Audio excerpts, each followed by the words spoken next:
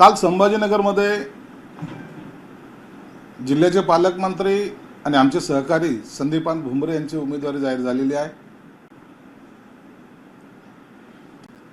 25 तारखेला सकाळी 11 वाजता त्यांचा फॉर्म भरायला स्वतः मुख्यमंत्री साहेब येणार आहेत। उदय सामंत असतील, शंभूराजे देसाई सुद्धा असतील। रॅलीने ही मिरवणूक क्रांती चौक पासून सुरू होईल। गुलमंडीवर माननीय मुख्यमंत्री सर्व शिवसैनिकांना संबोधित मतदारांना संबोधित करतील, त्यानंतर ते फॉर्म भरायला जातील। रत्नागिरी सिंधुदुर्गमध्ये जी काही शिवसैनिकांची नाराजगी आहे, आपल्या माध्यमातून जे कळालं की त्यांनी नाराजी व्यक्त केली, त्या संदर्भामध्ये सुद्धा एकनाथ शिंदे साहेबांनी अनेक जे काही महत्त्वाचे पदाधिकारी आहेत त्यांच्याशी चर्चा करण्याचं मनोदय व्यक्त केलेलं आहे। त्यांच्याशी ते चर्चा करतील। एक मात्र निश्चित आहे, शिवसेना ही नारायण राणे साहेबांसोबत आहे। महायुती असल्यामुळं ती सीट आम्ही प्रचंड मताने निवडून आणू असा निर्धार सर्वच शिवसेना असेल, भाजप असेल, राष्ट्रवादी अजितदादांचे असेल, यांनी हे घेतलेला सर्वांनी घेतलेला संकल्प आहे। म्हणून असलेले वादसुद्धा तातडीने मिटवण्यात येतील, त्याबद्दल चिंता करण्याचं काही कारण नाही। प्रचंड नाराजी व्यक्त केलेली आहे। कशा पद्धतीने आमचीच गळचेपी जर करत असेल तर आम्ही काम तरी करत कसं करायचं, त्यामुळं उपस्थित असलेल्या मंत्र्यांना ती बैठक सुद्धा अधुरी सोडावी लागली असंही घडलंय। सिंधुदुर्ग म्हणजे उद्रेक झालाय थोडक्यात। ना काही नाराजगी असते, तर उमेदवारी डिक्लेअर झाल्यानंतर काही अंशी नाराजगी असते, ते नाकारता येत नाही। परंतु त्या नाराजीचा अर्थ असाही नाही की ते उमेदवाराच्या विरोधात प्रचार करणं। त्याची दखल माननीय मुख्यमंत्री साहेबांनी सुद्धा घेतलेली आहे। मिलिंद नार्वेकर यांना तुम्ही ऑफर दिलेली आहे, अशा पद्धतीची चर्चा आहे। त्यांना दक्षिण मुंबईची जागा आपण देणार आहात लोकसभेसाठी, आणि त्यामुळं आता पुन्हा एकदा शिवसैनिकांमध्येही गोंधळ आहे आणि खरंच ही इन्कमिंग होणार आहे का तुमच्याकडे, असाही प्रश्न उपस्थित केला जातो। उभाटा गटाचे अनेक कार्यकर्ते या निवडणुकीच्या काळामध्ये शिवसेनेकडे येण्यास उत्सुक आहेत। अनेक नेते असतील, आमदार असतील, आणि ही इन्कमिंग सुरू असताना त्यात आता आपल्याच माध्यमातून मला मिलिंद नार्वेकरांचं नाव कळालंय। मिलिंद नार्वेकर सुद्धा अनेक वर्षापासून मातोश्रीशी संबंधित आहे, हे महाराष्ट्राला माहिती आहे। आणि जर ते येत असतील तर निश्चित त्यांचं स्वागत आहे। परंतु अधिकृतपणे आतापर्यंतच्या माहितीप्रमाणे आमचा त्यांच्याशी कोणत्याही प्रकारचा संपर्क नाही किंवा आम्ही कोणीही त्यांच्याशी संपर्क केलेला नाही। पण जर ते आले तर निश्चित आम्ही त्यांचं स्वागत करू। चंद्रशेखर बावनकुळे म्हणाले की उद्धव ठाकरे टॉपचे नालायक आहेत, जर सर्वे केला तर उद्धव ठाकरे त्यामध्ये नालायक दिसतील। बावनकुळे यांनी जे काही स्टेटमेंट केले ते त्यांचं वैयक्तिक त्यांनी केलेलं टीका आहे। परंतु काल ज्या पद्धतीनं उभाटा गटाचे नेते माननीय उद्धव ठाकरे जे बोलले ते सुद्धा संयुक्तिक नव्हतं। माझ्या मुलाचा मुख्यमंत्री बनवण्यासाठी देवेंद्र फडणवीस साहेब त्याला तयार करतायत, त्याचा अर्थ सर्वसामान्य शिवसैनिकाला कळलेला नाही। मुलाला मुख्यमंत्री करण्यासाठी जर देवेंद्र फडणवीसाकडे जर तुम्हाला जर क्लास घ्यावा लागत असतील तर तुमच्याकडे असलेल्या इतर कार्यकर्त्यांनी कुणाच्या तोंडाकडे पाहावं, हा सुद्धा प्रश्न आता उपस्थित होत चाललेला आहे। म्हणून हे राजकारण पक्ष पातळीवर न जाता हे राजकारण आता कुटुंबापर्यंत मर्यादित होतंय। माझ्या कुटुंबाची जबाबदारी कोण घेईल, त्यांच्याबरोबर मी करेल, असा जर तुमचा समज असेल तर तोही मला वाटतं शिवसैनिकाला रुचणारा नाही। ज्या स्वाभिमानानं ज्यांना विरोध करून ही शिवसेना उभी राहिलेली आहे, त्यांच्याबरोबर केलेली युती हीच लोकांना मुळात पसंत पडलेली नव्हती। आणि त्याच्यानंतर तुम्ही सुद्धा युती करून त्यांच्याच मांडीवर जाऊन जे बसलाय, त्याच्यामुळं तुमच्याबद्दलची असलेला विश्वास हा आता गमावलेला दिसतोय। एक काळ असा होता की तुमच्या बद्दल किंवा इतरांबद्दल सुद्धा बोलायची हिंमत नव्हती, पण आता प्रत्येक जण तो तुमच्यावर कॉमेंट्स करायला लागला. याचा अर्थ असा होतोय की तुम्ही तुमची नैतिकता गमावलेली आहे. उद्धव ठाकरेंना भ्रमिष्ठ तुम्ही म्हणाला होता, त्यावर अंबादास दानवेंचं म्हणणं आहे, तुम्ही म्हणजे तुमचे पक्ष गेलो की उद्धव साहेबांना तुम्ही भ्रमिष्ठ म्हणत असाल तर मग तुम्ही महाभ्रमिष्ठ आणि ठार वेडे झालेला आहात. हे काही उत्तर झालं का? एकीकडे म्हणायचं की आम्ही आमचं बंद खोलीत चर्चा केली, तिथं आम्हाला वेगळं आश्वासन दिलं होतं. दुसरीकडे सांगायचं देवेंद्र फडणवीस साहेबांनी वेगळं आश्वासन दिलं होतं आणि त्याला खोली म्हणू नका, त्याला मंदिर म्हणा. मग त्याला मंदिर म्हणलं तर ते मंदिर सोडून मातोश्री 2 मध्ये जाण्याचं कारण काय? हाही मोठा प्रश्न उपस्थित होतो.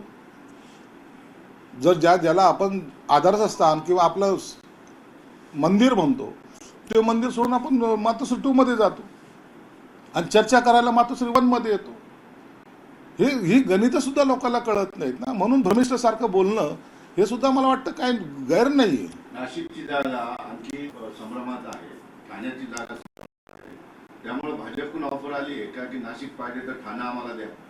अशी कोणती भाजपकडून ऑफर आलेली नाही. नाशिकची जागा ही शिवसेनेची आहे, ती शिवसेना लढवणार आहे, हे निश्चित झालेलं आहे. यावर कोणताही संभ्रम नाही. उमेदवारची घोषणा कदाचित उद्या परवापर्यंत होईल. हा वेळ यासाठी लागतोय की ही 5व्या टप्प्यातली जागा आहे आणि 5व्या टप्प्यातलं मतदान हे 20 मेला आहे. म्हणून त्याच्यासाठी असलेला कालावधी पाहता उद्या किंवा परवापर्यंत ही जागा डिक्लेअर होणार. उद्धव ठाकरेंना पुत्रप्रेम आहे. ज्या उद्धव ठाकरेंनी चोरून मंत्रीपद घेतलं, उद्धव ठाकरे मुख्यमंत्री झाल्यानंतर पहिलं मुलाला मंत्री केलं. 2.5 वर्षात 2च तास मंत्रालयात आलेला मुख्यमंत्री, महाराष्ट्राच्या इतिहासातील पहिला निष्क्रिय मुख्यमंत्री, बावनकुळेंचं सांगणं आहे. नाही, याच्याबद्दल तर शरद पवार साहेब पण बोललेत ना. त्यांनी जे पुस्तक लिहिलं त्या पुस्तकामध्ये सुद्धा त्यांनी हे सांगितलं की उद्धव ठाकरे साहेब हे मंत्रालयात केवळ 2 वेळा आलेले, त्याचा उल्लेख त्यांनी त्यांच्या पुस्तकात केलेला आहे. आणि मग ज्यांच्याबरोबर युती आहे त्यांनी जेव्हा तुमच्याबद्दलचं असं स्टेटमेंट केलं तर मग बावनकुळेंनी केलेलं स्टेटमेंट काही गैर नाही, ती सुद्धा वस्तुस्थिती आहे. मग अशी वस्तुस्थिती आपल्याला नाकारता येणार नाही. जाणता राजा शरद पवार कृषी मंत्री असताना शेतकऱ्यांना वीज मिळत नव्हती, बी बियाणं मिळत नव्हतं.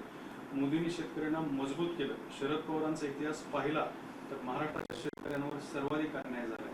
पुन्हा बावनकुळेच. शरद पवार साहेबांनी त्यांच्या खात्यामध्ये निश्चित काही बदल केले असेल किंवा शेतकऱ्याचं हित जपलं असेल, परंतु ज्या पद्धतीने पाहिजे त्या पद्धतीने शेतकऱ्याचं भलं केलेलं नाही. त्याचा परिणाम जर पाहिला तर आज शेतकरी असेल किंवा इतर जो काही शरद पवारांना मानणारा वर्ग होता हा त्यांच्यापासून दूर झालेला आहे. ज्याला आम्ही जाणता राजा म्हणायचो, ज्यांना आम्ही सर्व क्षेत्रातला ज्ञानी म्हणायचो, त्यांनी शेतकऱ्यांसाठी काही केलं नाही. हा राग सुद्धा शेतकऱ्यांच्या मनामध्ये आहे. त्याची आता परिणाम ज्या ठिकाणी आता शरद पवार साहेब जात आहेत त्या ठिकाणच्या सभा जर तुम्ही पाहिल्या तर त्याला मिळणारा प्रतिसादावरून आपल्या लक्षात येईल. देवेंद्र फडणवीसांनी ट्विटरवरून उद्धव ठाकरेंना प्रत्युत्तर दिले. बाळासाहेबांची विचार त्यागले, त्यांचा आदर करू शकलो नाही, दररोज एक कपोलकल्पित कथानक तयार करून कुणाची दिशाभूल करत आहात. महाराष्ट्राचा विकास ही काही सलीम जावेदची स्क्रिप्ट नाही. आता ही लोकसभेची निवडणूक आहे. या निवडणुकीमध्ये काय बोललं पाहिजे हे एकदा ठरवा ना. तुम्हाला घरगुती भांडण करायचंय का, नळावरचं भांडण करायचंय का, माझा नंबर पाहिला असं काही करायचंय का, देशाच्या हिताचं काही बोलायचंय, तुम्हाला विकासावर काही बोलायचंय का नाही बोलायचं, इतर देश आपल्या देशावर होणारं आक्रमण त्याच्यावर काही बोलणार आहात का? मोदी साहेबांनी जर ते सांगत असतील की होय आम्ही 370 कलम रद्द केलेलं आहे, आम्ही समान नागरिक कायदा लागू करतोय, आम्ही राम मंदिर बनवलंय, त्याच्यावर काही उत्तर तुमच्याकडे आहेत का? त्याच्यावर तुमचे काही प्रश्न आहेत का? हे प्रश्नाला बगल देऊन आता कौटुंबिक भांडण हे लोकसभेच्या तोंडावर तुम्ही करतायत. याचा अर्थ असा होतोय की तुम्हाला त्या महागाईबद्दल, त्या असलेल्या विकासाबद्दल काही देणं घेणं नाही. मला आमचं कुटुंब पाहायचंय हे जर तुमचे विचार असेल तर हे सर्वसामान्यांना कसे परवडतील? म्हणून देवेंद्र फडणवीस साहेबांनी जे काय ट्विट केलेलं आहे त्यांनी हेच सांगितलंय की तुमचा कल हा तुम्ही तुमची साईड चेंज करून आता घरापर्यंत आलेले आहात आणि यालाच भ्रमिष्ठपणा म्हणतात. हे जे त्यांनी वाक्य वापरलेलं आहे या अर्थाने ते योग्य आहे. दुसरा एक मुद्दा असा आहे की अजित पवार सातत्याने एक मुद्दा बाहेर आणतात 2019ला भाजपसोबत जाण्यासाठी अमित शहाची आणि शरद पवारांची एका मोठ्या उद्योगपतींच्या घरी बैठक झाली होती आणि ही बैठक झाल्यानंतर पुन्हा जेव्हा शरद पवार मुंबईला आले त्यावेळेला त्यांनी शब्द फिरवला असं सुद्धा अजित पवार सांगतात. त्याला प्रतिक्रिया देताना शरद पवार म्हणाले की चर्चा होत राहतात पण अंतिम रिझल्ट काय होता. आणि अजित पवार जर असं म्हणत होते की अमित शहानी म्हटलं होतं शब्द दिला तर तो पाळा म्हणून मी पहाटेचा शपथविधी घेतला. नक्की येते. यांच्या बैठका अनेक वेळा झालेल्या आहेत. अनेक वेळा बैठक झाल्या तर ह्या बैठका आपण किती जरी म्हणलं की ऑफ द रेकॉर्ड बैठक होत्या किंवा गुप्त बैठक होत्या, आजचा जमाना हा ॲडव्हान्स झालेला आहे. प्रत्येक ठिकाणी हा CCTV फुटेज मिळू शकतं, सर्व मिळू शकतं, काढायचं तर सर्व निघू शकतं. परंतु तिथं दिलेला शब्द, तिथं बोललेलं वाक्य, शरद पवार साहेबांबद्दलचं लोकांमध्ये हा जो काही समज आहे तो पुन्हा त्यांनी सिद्ध करून दाखवला की शरद पवार पूर्वेला जायचं असेल तर पश्चिमेला चाललो म्हणून सांगतात. ही त्यांची जी काही पहिल्यापासूनची नीती आहे, म्हणून त्यांच्यावर कोणी विश्वास ठेवत नाही. आणि अजितदादासारखा माणूस दिलेला शब्द पाळणारा असल्यामुळं त्यांनी येऊन शपथ घेतली. हे शरद पवार साहेबांनी अमित शहाला दिलेल्या शब्दानुसार शपथ घेतली. म्हणून यात हे खोटं बोललेलं नाही, हे शरद पवारांनाही माहिती. परंतु आज राजकारणामध्ये जर ते सत्य जर समोर आलं तर त्यांच्या असलेल्या काही जो काही त्यांच्याबद्दलचं असलेलं पाठबळ ते सुद्धा त्यांच्यापासून निघण्याची त्यांना भीती आहे. म्हणून त्यांनी आता ही भूमजाची भूमिका घेतलेली आहे.